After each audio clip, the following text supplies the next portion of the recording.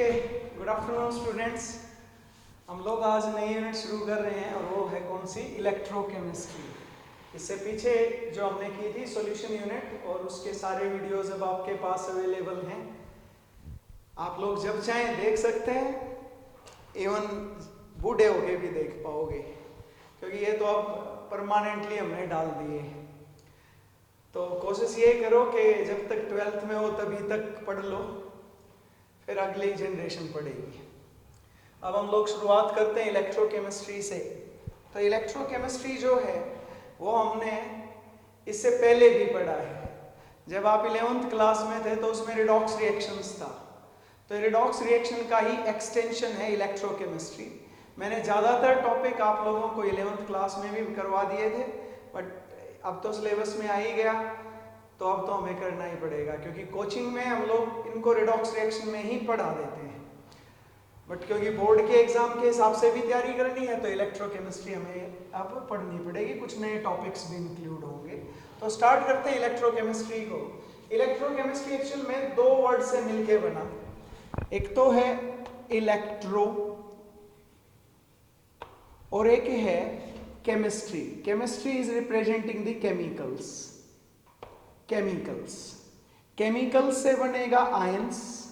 जब आयंस चलेंगे तो आपको जो एनर्जी मिलेगी उसको बोलेंगे केमिकल एनर्जी।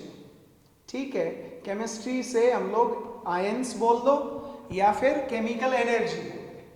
ठीक है, इलेक्ट्रो को हम लोग इलेक्ट्रिसिटी से दिखा देते हैं, इलेक्ट्रिसिटी। ठीक है, तो जब इलेक्ट्रिसिटी पास करो और क्या जनरेट हो, आयंस या केमिकल एनर्जी, तो उसको बोलेंगे। तो एक टाइप की अरेंजमेंट बनेगी जब आप इलेक्ट्रिसिटी पास कर रहे हैं और आयंस प्रोड्यूस हो रहे हैं या केमिकल एनर्जी प्रोड्यूस हो रही है, तो उस अरेंजमेंट को जिसमें ऐसा हो कि इलेक्ट्रिसिटी पास करने से आयंस बने, उस अरेंजमेंट को बोलते हैं इलेक्ट्रोलिटिक सेल। क्या बोलेंगे उसको? Electrolytic cell. ठीक है जी। और दूसरा क्या है कि जब केमिकल्स चलें और क्या हो, आयंस चलें या केमिकल एनर्जी को आप इलेक्ट्रिसिटी में कन्वर्ट कर दें, तो जो ऐसी अरेंजमेंट होगी उस अरेंजमेंट को हम बोलेंगे इलेक्ट्रोकेमिकल सेल। तो सेल तो समझ ही गए होंगे, अरेंजमेंट के लिए बोल रहे हैं इलेक्ट्रोकेमिकल सेल। तो दो चीजें आ गई, एक एक बिल्कुल कंप्लीट खोल के बताऊंगा। आज के इस वीडियो में हमारा काम क्या रहेगा, इलेक्ट्रोकेमिस्ट्री क्या है, इस अगले लेक्चर्स में हम क्या क्या पढ़ने वाले हैं और इसकी एप्लीकेशंस क्या क्या हैं। आज मैं सिर्फ इतना ही इस वीडियो में बताऊंगा आपको। तो इलेक्ट्रिसिटी पास हो करें और आयंस प्रोड्यूस हो, इलेक्ट्रोलिटिक सेल, या इलेक्ट्रिसिटी पास करो और केमिकल एनर्जी प्रोड्यूस हो तो इलेक्ट्रोलिटिक सेल, और या फिर वो केमिकल एनर्जी इलेक्ट्रिकल एनर्जी में कन्वर्ट हो जाए या आयंस के चलने की वजह से इलेक्ट्रिसिटी जनरेट हो, तो उस अरेंजमेंट को बोलेंगे इलेक्ट्रोकेमिकल सेल। तो इलेक्ट्रोकेमिस्ट्री क्या है? इलेक्ट्रोकेमिस्ट्री किस किस के बीच में रिलेशन हुआ? इलेक्ट्रिसिटी, तो इसको मैं इस एनर्जी की फॉर्म में लिखूं तो इलेक्ट्रिकल एनर्जी बोल देते हैं जी, इलेक्ट्रिकल एनर्जी। ठीक है, तो इलेक्ट्रिकल एनर्जी से केमिकल एनर्जी प्रोड्यूस हो रही है या केमिकल एनर्जी से इलेक्ट्रिकल एनर्जी प्रोड्यूस हो रही है, तो इनके बीच में रिलेशन जिस ब्रांच ऑफ केमिस्ट्री में स्टडी किया जाता है वो है इलेक्ट्रोकेमिस्ट्री। तो व्हाट इज इलेक्ट्रोकेमिस्ट्री? डेफिनेशन पहले लिखते हैं, the branch of chemistry which deals with the relation between किस किस के बीच में relation? between electrical and chemical energy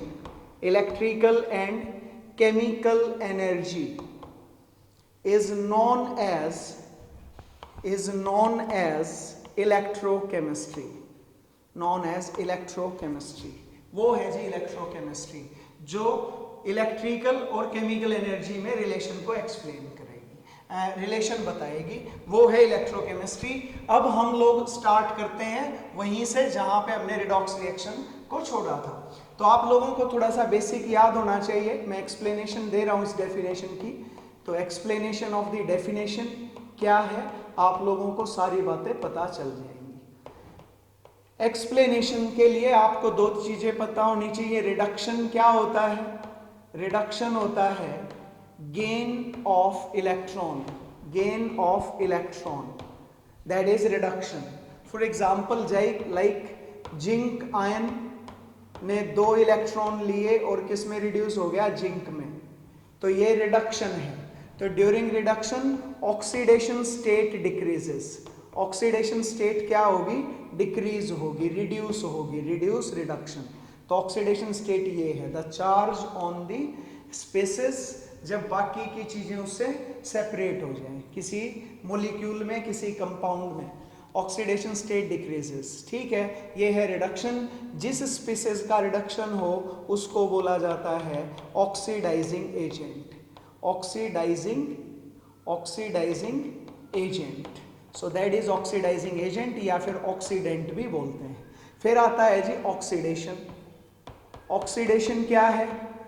oxidation होता है loss of electrons, loss of electrons. For example like copper था, कॉपर से क्या हो गया? Cu2 positive plus 2 electron. इसमें ऑक्सीडेशन स्टेट क्या होगी? इंक्रीज होगी, और इसको बोला क्या जाएगा? Reducing agent. तो इसको बोलेंगे रिड्यूसिंग एजेंट। क्लियर है? नोट में आप लोग जरूर लिखते चले, नोट में ऑक्सीडेशन हमेशा कहां पे होगा? Oxidation will takes place at anode, OA, याद करवाया था आप लोगों को, OA over attempt, oxidation at anode. Reduction कहां पे होगा? Reduction will occur at cathode, it will occur at cathode. ठीक है, तो एक याद हो जाएगा, दूसरा तो ऑटोमेटिकली अपोजिट चलेगा। तो ये छोटी छोटी सी बातें आपको याद होनी चाहिए। जब रिडक्शन और ऑक्सीडेशन साथ हों, when reduction and oxidation takes place simultaneously,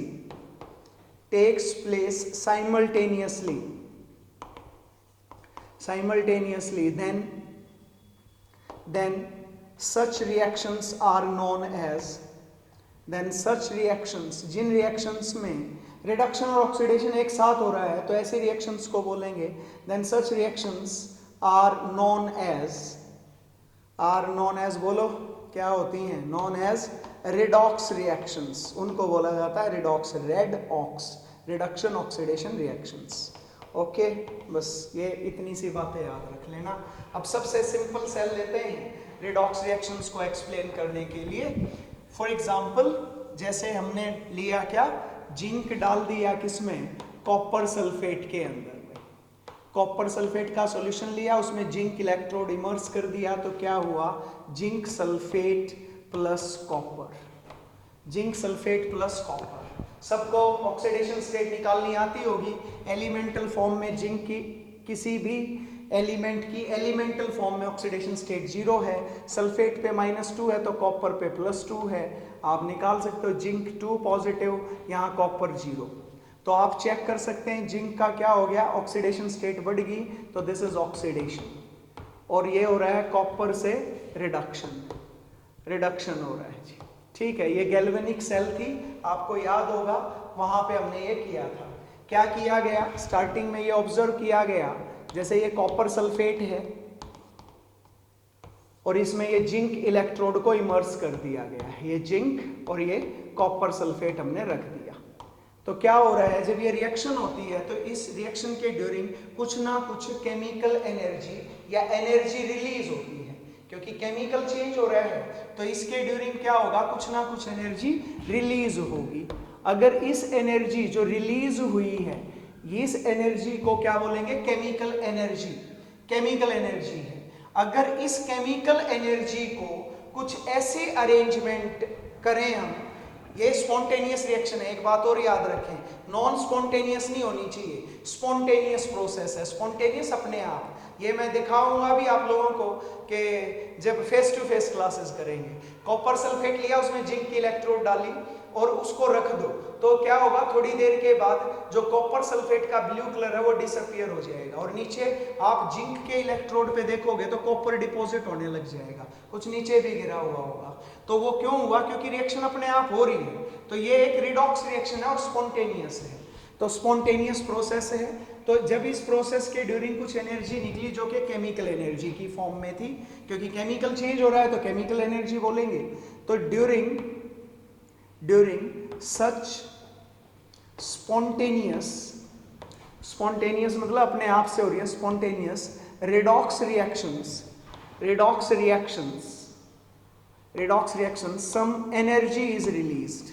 some energy is released in form of chemical energy,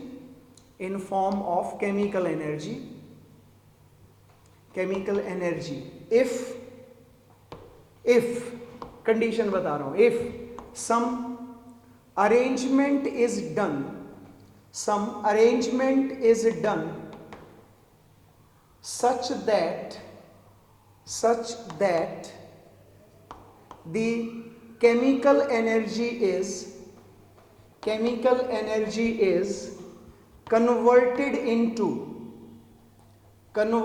into electrical energy. भाई इलेक्ट्रिसिटी में आप इसको कन्वर्ट कर पाए, electrical energy, then such arrangement is non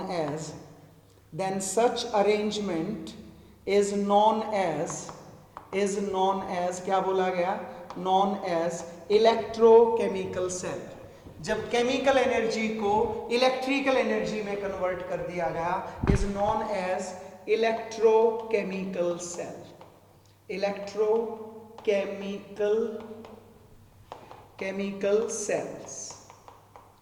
electrochemical cell. ठीक है, मैं एक एग्जांपल से आप लोगों को बता दूं, इसको रखते हैं कि नहीं, ताकि आप लोगों को मुझे यही एक्सप्लेन करना था। जैसे क्या किया, वोल्टा और गैल्वेनिक ने के दिमाग में आ गया ये यार अच्छा इससे एनर्जी रिलीज हो रही है, तो क्यों ना इस एनर्जी को वेस्ट जाने की बजाय हम लोग काम में लगा लें। तो उन्होंने क्या किया, एक तरफ तो कर दिया ऑक्सीडेशन ऑफ सेल और एक तरफ कर दिया रिडक्शन ऑफ सेल।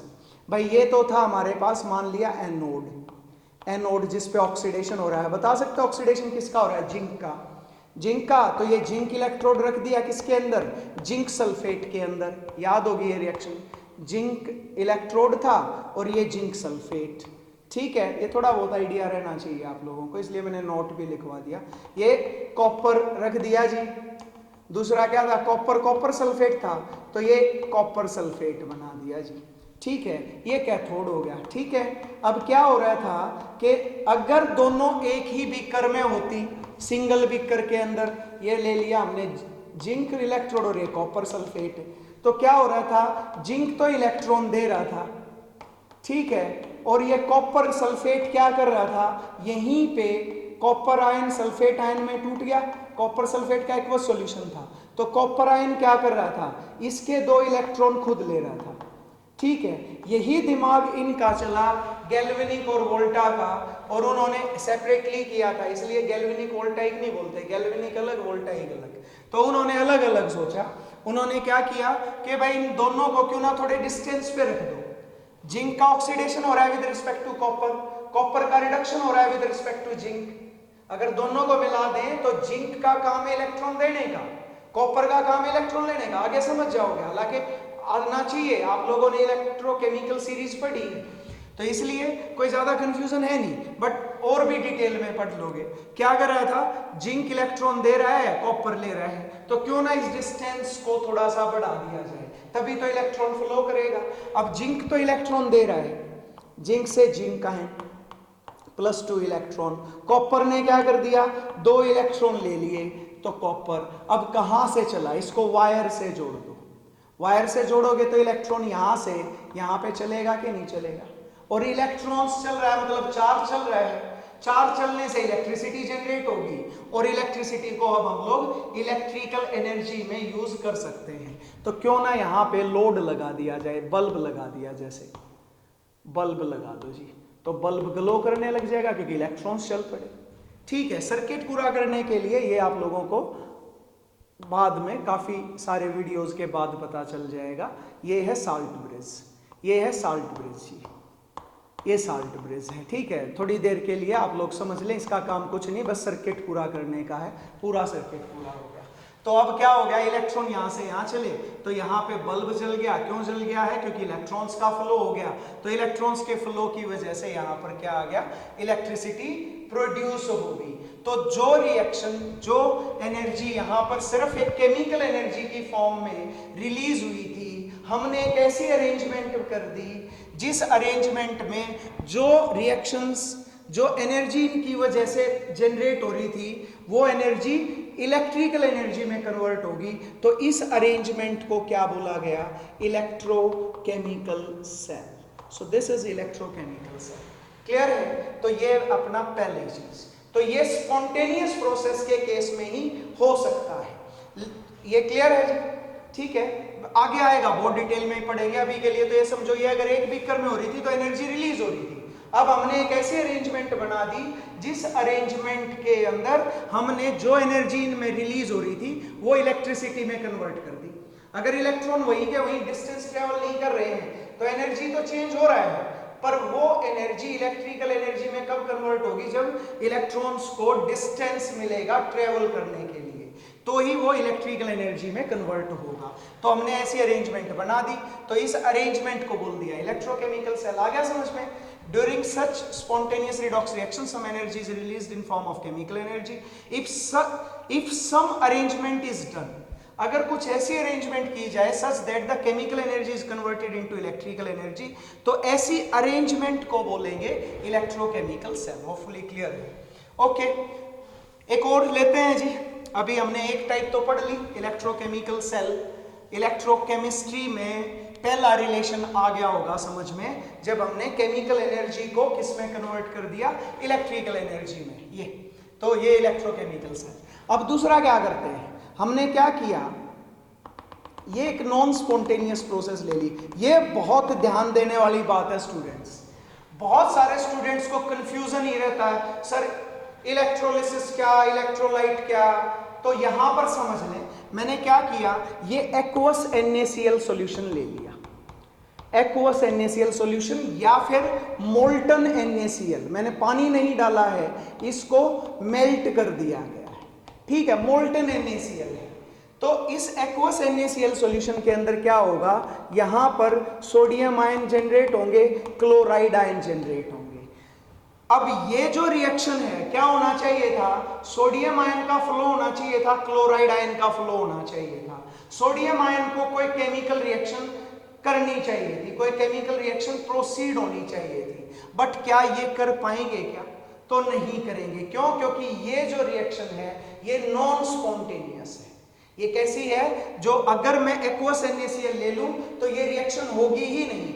इस रिडॉक्स रिएक्शन में जैसे सोडियम आयन का रिडक्शन होना था, तो सोडियम आयन को इलेक्ट्रॉन लेके रिड्यूस होना चाहिए था, सोडियम, क्लोराइड आयन को ऑक्सीडाइज हो जाना चाहिए था, तो ऑक्सीडेशन होना चाहिए था। अगर ये रिडॉक्स रिएक्शन अपने आप हो जाती, सोडियम आयन इलेक्ट्रॉन ले लेते, क्लोराइड आयन इलेक्ट्रॉन दे देते, तो ये होती स्पॉन्टेनियस प्रोसेस। स्पॉन्टेनियस प्रोसेस मैं बता चुका हूं, वो इलेक्ट्रोकेमिकल सेल की बात है।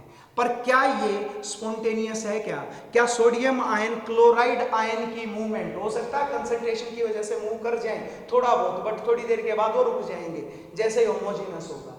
पर अगर तो इन आयंस को मूव करवाना है, इनको केमिकल रिएक्शन में पार्टिसिपेट करवाना है, इनका रिडक्शन और ऑक्सीडेशन करवाना है, तो क्या करना पड़ेगा, इन आयंस को खत्म करके और न्यूट्रल चीज बनानी है। जैसे कि यहां भी ये न्यूट्रल बन गया, यहां भी न्यूट्रल, तो कैसे करेंगे, तो हम बाहर से क्या करेंगे, इलेक्ट्रिसिटी पास करेंगे। तो ये इलेक्ट्रिसिटी हमने पास कर दी। ठीक है, तो ये हमने मान लेते हैं कैथोड है। याद रहे कैथोड वो इलेक्ट्रोड है, आगे लिखवाऊंगा सारी बातें, जहां कैटायंस आएंगे। कैटायंस पॉजिटिवली चार्ज होते हैं, तो पॉजिटिवली चार्ज चीज किस तरफ अट्रैक्ट होगी, नेगेटिवली चार्ज स्पीसीज की तरफ। तो कैथोड कैसा है, नेगेटिवली चार्ज्ड। और ये है एनोड। एनोड वो जहां पे एनायंस आएंगे, तो एनायंस पॉजिटिव की तरफ आएंगे।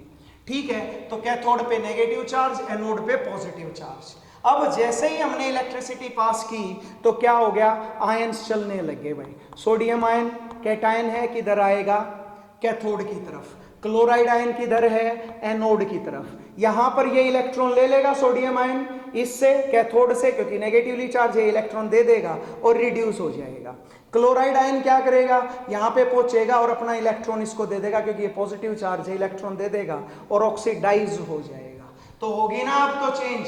तो ये याद रखना कि इसमें सोडियम क्लोराइड डीकंपोज हो गया, मतलब ये आयंस में तो टूट गया पर इसकी कंसंट्रेशन में चेंज नहीं आया, क्योंकि सोडियम आयन क्लोराइड आयन उतने के उतने ही रहे, क्योंकि ये प्रोसेस नॉन स्पॉन्टेनियस है।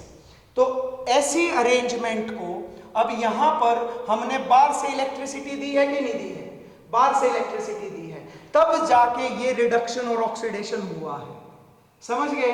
तो क्या हुआ, अब जो इलेक्ट्रिकल एनर्जी आएगी, क्योंकि आयंस चलेंगे तो उसकी वजह से कंडक्टेंस होगा, और उसको बोलते हैं, जब आयंस चले तो उसको बोलते हैं इलेक्ट्रोलिटिक कंडक्शन।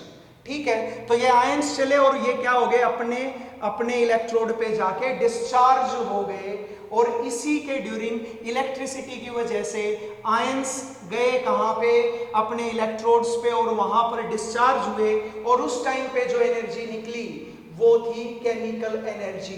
तो इलेक्ट्रिसिटी पास करके हमने केमिकल एनर्जी जनरेट की है, तो उसको बोलेंगे क्या, इलेक्ट्रोलिटिक सेल। समझ आ जाएगा अभी। तो एक्सप्लेनेशन। अब दूसरी रिलेशन की बात करें, in case any redox reaction is non-spontaneous, redox reaction is non-spontaneous.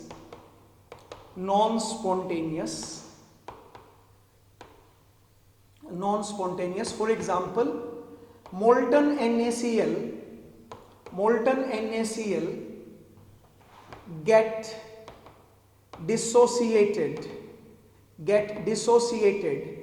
into its ions, sodium ion and chloride ion, but does not undergo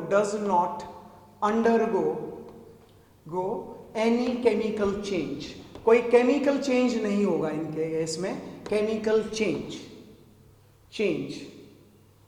ठीक है, in case any redox reaction is non-spontaneous, for example molten NaCl get dissociated into its ions, sodium ion, chloride ion, but does not undergo any chemical change.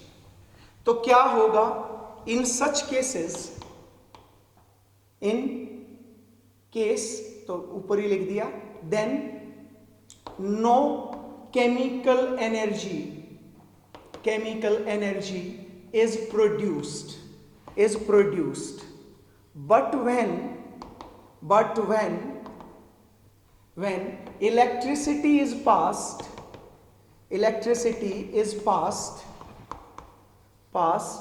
through such solution ही लिख देता हूं, such solution or molten state, then ions start moving towards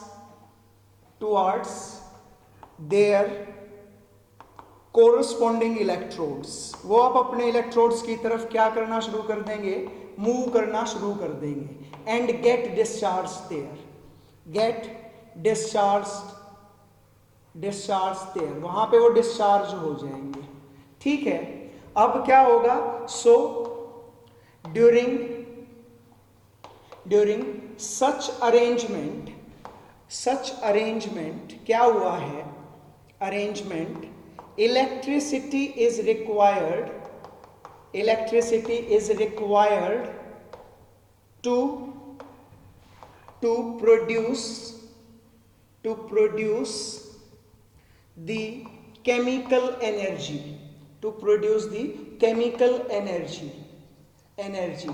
and such relation, जब electricity require हो chemical energy produce करने में, तो such arrangement is known as known as electrolytic cell, इसको बोला जाता है इलेक्ट्रोलिटिक सेल। अब एक एक चीज को समझाता हूं। इलेक्ट्रो इज, आगे भी बताएंगे खैर, electricity. Light is means breaking. Breaking जब होगी किसकी, आयंस की, आयंस में जो आपने NaCl डाला था, NaCl किस में टूट गया था, आयंस में। तो आयंस जब चले, वो कब चले, जब बाहर से इलेक्ट्रिसिटी जनरेट हुई, जब बाहर से इलेक्ट्रिसिटी पास हुई तो आयंस चले अपने इलेक्ट्रोड्स की तरफ।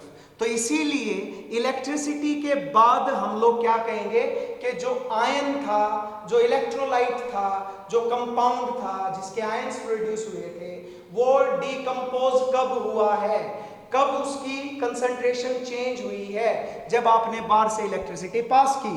और जब केमिकल चेंज होगा तो ये क्या है, ये नॉन स्पॉन्टेनियस प्रोसेस थी, अपने आप नहीं होती। ये कब होगी, जब आप इलेक्ट्रिसिटी पास करोगे। तो वो है इलेक्ट्रोलिटिक सेल्स। क्लियर है? तो ये इलेक्ट्रोलिटिक सेल है, आप लोगों को मैंने बता दिया। और डिटेल में जब इलेक्ट्रोलिसिस स्टार्ट करूंगा तो सारी बातें मैं आपको बताऊंगा। ठीक है? तो मैंने क्या बताया, इलेक्ट्रिसिटी से केमिकल एनर्जी जनरेट होगी तो बोलेंगे इलेक्ट्रोलिटिक सेल, और जब केमिकल एनर्जी से इलेक्ट्रिसिटी जनरेट होगी तो उसको बोलेंगे क्या, इलेक्ट्रोकेमिकल सेल। तो एक लाइन और लिख देता हूं, एक टर्म आएगी electrolytic conductance, electrolytic conduction. Conduction, conduction तो सबको पता ही है ना, ओके। तो इलेक्ट्रोलिटिक कंडक्शन क्या है, the conduction due to, the conduction due to flow of ions, flow of ions is known as electrolytic conduction। ठीक है? एक होता है इलेक्ट्रॉनिक कंडक्शन, जब कंडक्शन इलेक्ट्रिसिटी पास हो किसके थ्रू, इलेक्ट्रॉन्स के थ्रू, तो वो इलेक्ट्रॉनिक कंडक्शन है। और अगर आयंस के थ्रू इलेक्ट्रिसिटी पास हो रही है तो वो होता है इलेक्ट्रोलिटिक कंडक्शन। समझ गए? तो ये था इलेक्ट्रोलिटिक सेल और इलेक्ट्रोकेमिकल सेल और इलेक्ट्रोकेमिस्ट्री की डेफिनेशन। क्लियर है? इस पूरी यूनिट के अंदर हम लोग 3 चीजों पे फोकस करेंगे, अभी बताता हूं क्या क्या वो है। क्या, एक तो है इलेक्ट्रोलिसिस, जो हमारा नेक्स्ट वीडियो रहेगा, उसमें हम लोग इलेक्ट्रोलिसिस पढ़ाएंगे। फिर एक पढ़ाएंगे इलेक्ट्रोलिटिक कंडक्शन, ये रहेगा हमारा दूसरा टॉपिक, इलेक्ट्रोलिटिक कंडक्शन। और तीसरा जो रहेगा वो रहेगा क्या, that is electrochemical cells. Electrochemical cells या फिर गैल्वेनिक सेल्स या वोल्टाइक सेल्स, जैसे मैंने अभी बताया था, इलेक्ट्रोकेमिकल सेल्स। ये चीज है, मैंने काफी डिटेल में बताया क्योंकि आज का लेक्चर में सिर्फ इतना ही देने वाला हूं। ठीक है? तो समझ गए होगे, इलेक्ट्रोलिसिस, इलेक्ट्रोलिटिक कंडक्शन, ये दोनों बता दिए। इलेक्ट्रोलिटिक सेल की अरेंजमेंट जिसमें बाहर से इलेक्ट्रिसिटी पास करके कोई reduction oxidation reaction carry out करवानी है, और अगर रिडक्शन ऑक्सीडेशन रिएक्शन अपने आप हो रही है तो उसकी वजह से जो एनर्जी निकलेगी उसको इलेक्ट्रिकल एनर्जी में कन्वर्ट करना ही इलेक्ट्रोकेमिकल सेल के अंदर होगा। ओके, तो एप्लीकेशंस क्या है भाई, इलेक्ट्रोकेमिस्ट्री क्यों पढ़ें, बता सकते हो क्या? आप लोगों ने खूब पढ़ रखा है एप्लीकेशंस ऑफ इलेक्ट्रोकेमिस्ट्री।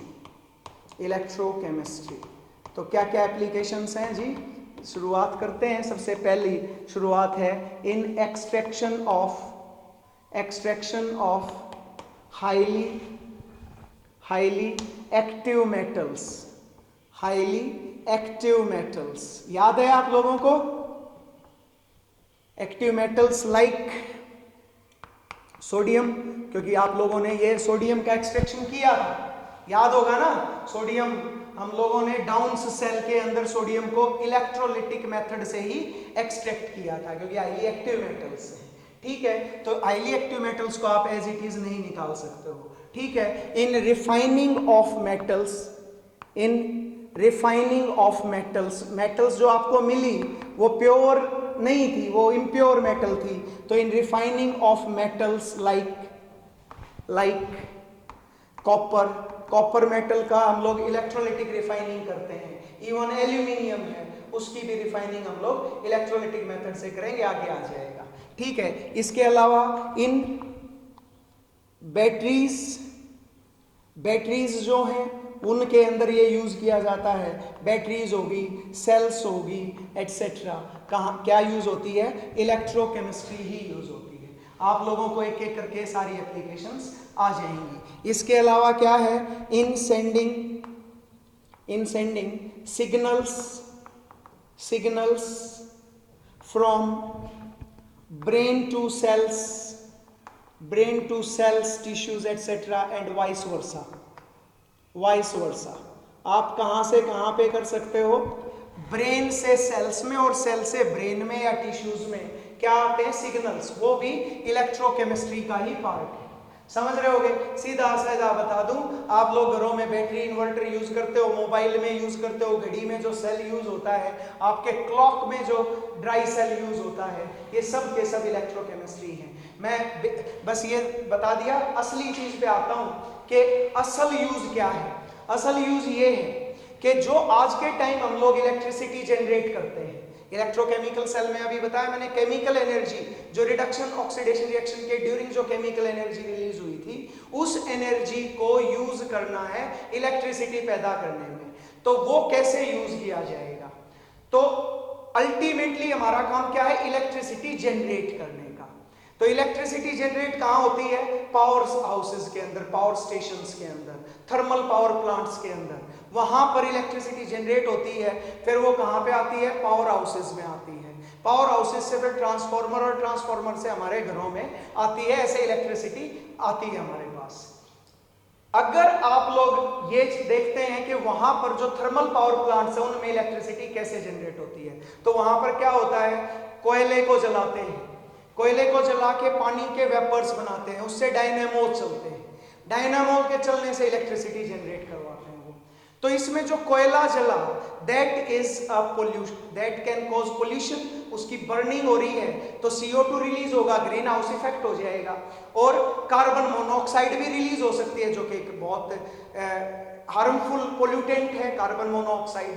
तो वो उनसे रोकने के लिए हम लोग किस पे विचार कर रहे हैं कि कुछ और अल्टरनेट सोर्स हमें मिले जिससे हम इलेक्ट्रिसिटी जनरेट कर पाए।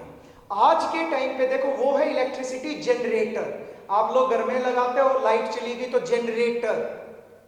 तुम लोग कहते हो नहीं सर, हम लोग इन्वर्टर भी यूज कर लेते हैं, but inverter is not an electricity generator. वो इलेक्ट्रिसिटी जनरेटर नहीं है, that is an electricity स्टोरर।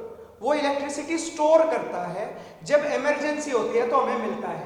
But अगर आप लोग देखेंगे कि जो जनरेटर्स हम लोग यूज करते हैं, जनरेटर्स में क्या डीजल इंजन जो यूज होता है उसके अंदर इलेक्ट्रिसिटी जनरेट होती है, बट उसमें क्या यूज होता है? फ्यूल यूज करते हो, फ्यूल के बर्निंग से क्या होगा? पोल्यूशन होता है।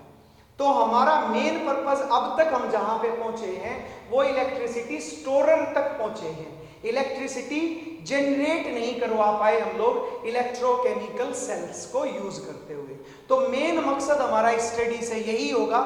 मैं जो आपको पढ़ाऊंगा वो रहेगा सिर्फ और सिर्फ बेसिक कंसेप्ट्स पे, बट आप में से कितने स्टूडेंट्स ऐसे होंगे जो कि उन कंसेप्ट्स को अप्लाई करके और एडवांसमेंट ले आए। बट मैं आपको बता दूं कि एक बोक्रिस एंड रेड्डी हैं जिन्होंने सबसे ज्यादा इलेक्ट्रोकेमिस्ट्री पे काम किया हुआ है, बहुत ज्यादा किया हुआ है। उनकी बुक बहुत साल पहले छपी थी, तो उन्होंने लिखा था कि 2002 तक बेंज कंपनी, मर्सिडीज बेंज जो है सबको पता होगा, बेंज कंपनी जो है 2002 तक क्या कर देगी? ऐसी गाड़ियां मार्केट में उतार देगी जो कि हाइड्रोजन ऑक्सीजन से चलेंगे या जो वाटर से चलेगी, वाटर के इलेक्ट्रोलिसिस से चलेगी। वाटर का इलेक्ट्रोलिसिस करवाएंगे और फिर उनकी एनर्जी से हम इंजन चलाएंगे। बट आज 2020 आ चुका है, अब तक तो ऐसा हुआ नहीं है। तो इसीलिए ये काम अब तक भी बड़े बड़े साइंटिस्ट नहीं कर पाए, बट उसके बावजूद भी हम लोग इस पे बहुत फोकस्ड हैं कि हम कोशिश कर रहे हैं कि कभी ना कभी आप जैसे स्टूडेंट्स में से शायद कोई ब्रिलियंट ब्रेन सामने आए और वो हमें एक अल्टरनेट मेथड बताए, और खासकर इलेक्ट्रोकेमिस्ट्री से, जो कि बिल्कुल भी पोल्यूशन कॉज नहीं करता। बिल्कुल भी से मेरा मतलब है नेग्लिजिबल है। तो ये ग्रीन केमिस्ट्री का हिस्सा है।